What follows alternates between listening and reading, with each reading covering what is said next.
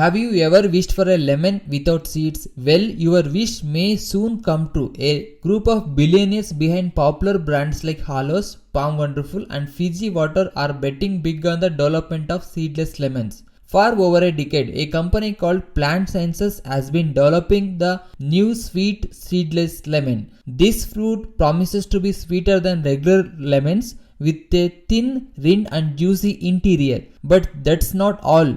Sweet seedless lemons could also increase productivity and reduce labor costs for the citrus industry. Imagine never having to worry about removing lemon seeds again. The sweet seedless lemon could make that a reality. However, there are potential challenges for the new fruit. The need to convince the consumers to try it and the possibility of resistance from the traditional citrus growers. Despite these challenges, the backers of sweet seedless lemon have the resources and expertise to make it a success. So are you excited to try this new fruit?